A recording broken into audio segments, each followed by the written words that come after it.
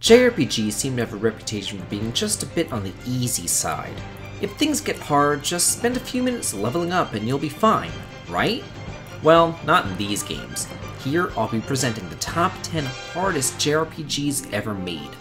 Now, don't get me wrong, these are not bad games by any stretch of the imagination, they're just brutally difficult. In fact, some of my favorite games made the cut. So without further ado, let's get started. Number 10, God. Growth or Devolution, heed the call to awaken. Never heard of this? Well, you're not the only one. This little gem for the SNES was never released in the West, it was only recently translated.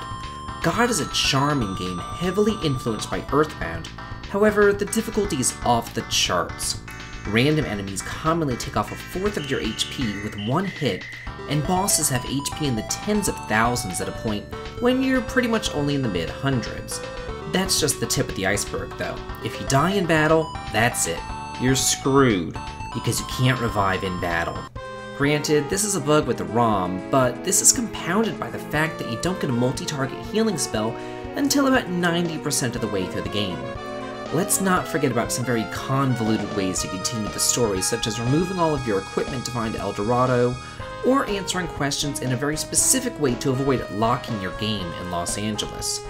There are some ways to get around the difficulty by manipulating the innovative chakra system and doing some serious grinding, but most casual players wouldn't discover these shortcuts until it's too late. Number 9. Final Fantasy III. Most Final Fantasies are pretty easy, but here's an exception to that rule. Final Fantasy III is Square's first foray into a complex job system, and it shows. In addition to leveling your characters, you're tasked with also leveling your jobs, and at high enough levels, basic jobs like the White Mage can easily outclass their supposed upgrades, such as the Shaman, which means that, counterintuitively, you're actually punished for experimenting with the multiple jobs that are offered to you.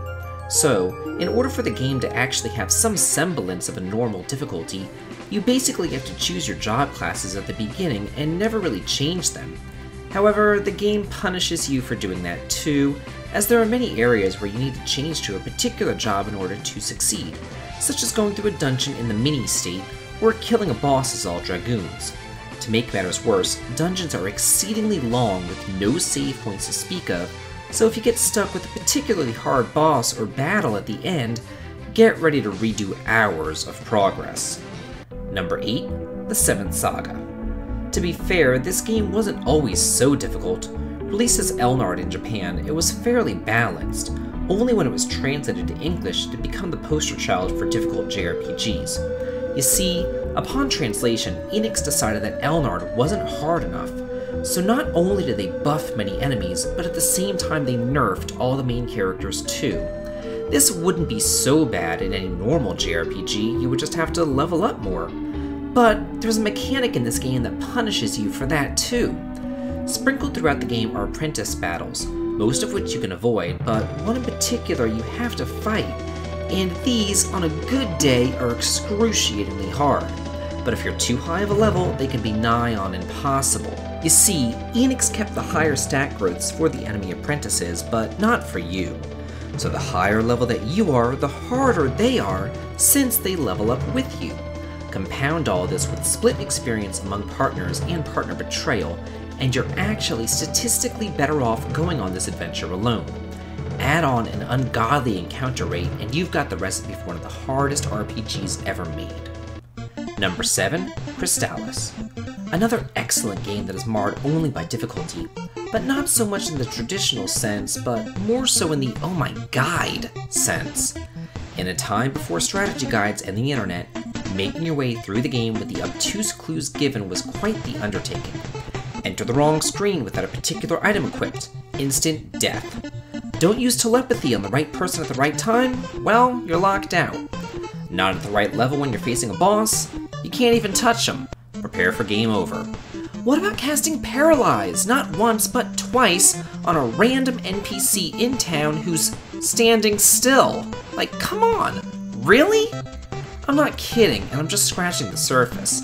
The game is filled with moments like these, and it probably took me until 1997 to actually beat it. Counselor's Corner could never give enough information to make it through all the myriad puzzles this game has to offer. Number 6, Dragon Quest II. The second installment of this classic series is widely regarded as the most difficult, especially the unbalanced and downright unfair NES version.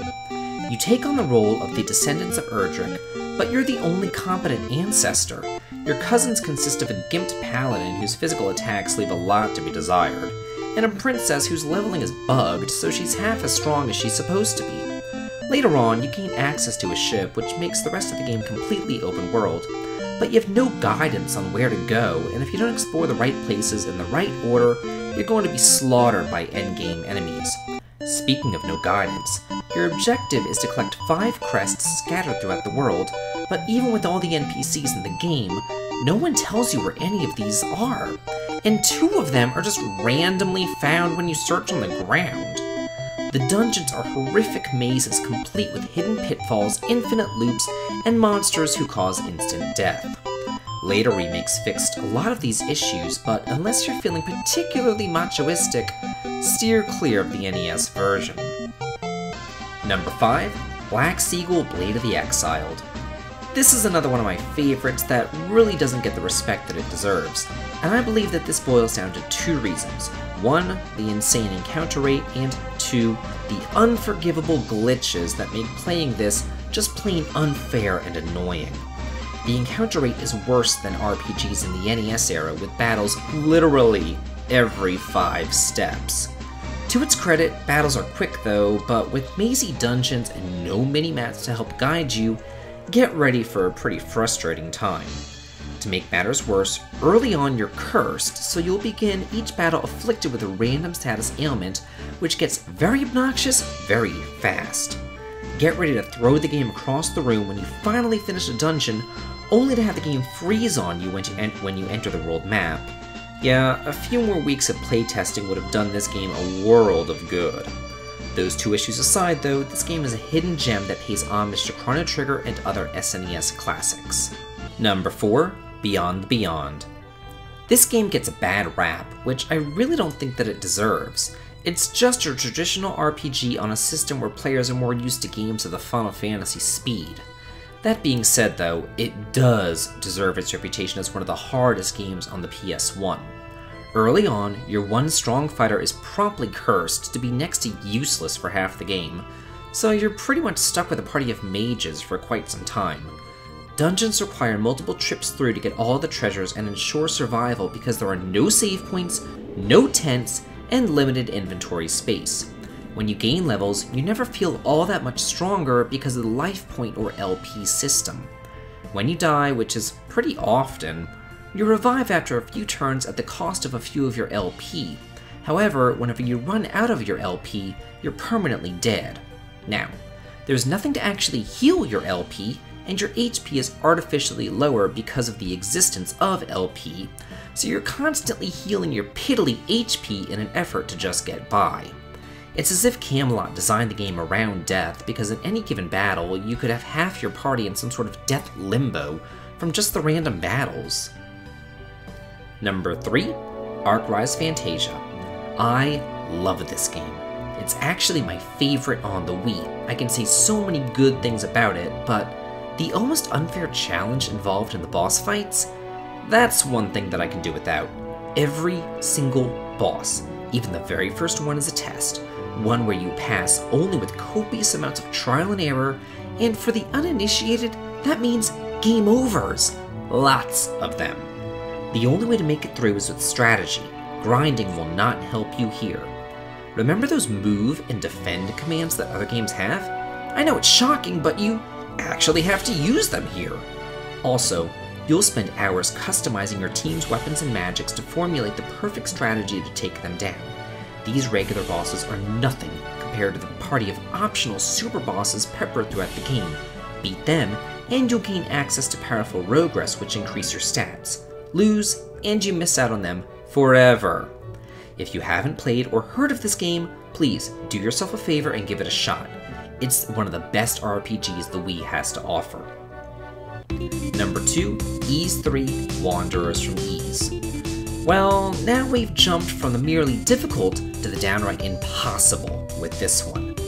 Known as the black sheep of the Ys series, and for good reason, this game didn't just change the way Adol fights, it gimped him and does everything in its power to utterly destroy you before you've even got a chance to get your feet wet. In the very first level, you will die on the second screen of the first level, unless you spend literally hours grinding for the best equipment that you can get from the mobs on the very first screen in the game. It's mind-numbing. Also, the bump system is gone. The game is now a side-scroller in the vein of Zelda 2, but nobody really liked that game, so why Falcom decided to emulate it is anyone's guess. Adol's attack range is severely lacking and magic is gone. It's replaced by ring power, which is pretty much only exclusively saved for boss fights, because when you equip a ring, the power meter goes down exceptionally fast. The bosses are just killer. If you waste even a second, you're pretty much dead, because it's either kill or be killed in there. Thank God that you can save anywhere, because you'll need it. Number 1, Shin Megami Tenshi Nocturne. To be fair, I could just clog this entire list with Shin Megami Tenshi games, but I don't want to do that, so I'm just going to include the one that left a lasting impression on me. To make it anywhere, you have to recruit a party of demons, and this is made quite difficult by the negotiation system, where for the most part it's completely random with what the demons want from you in order to join up.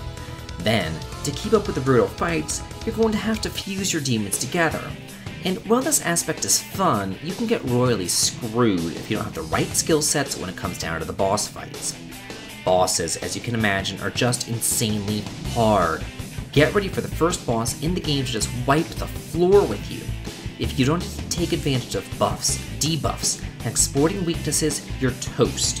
While this game is a trial by fire, it's also one of the best on the PS2. Give it a shot. Well, that's it for the top 10, but I also wanted to give out a few honorable mentions to Phantasy Star 2, Vagrant Story, Final Fantasy IV DS, and pretty much all of the Shin Megami Tenshi games. This has been David, and if you like this, please be sure to check out some of my other top 10s as well as my Let's Plays, and don't forget to subscribe, and have a good day.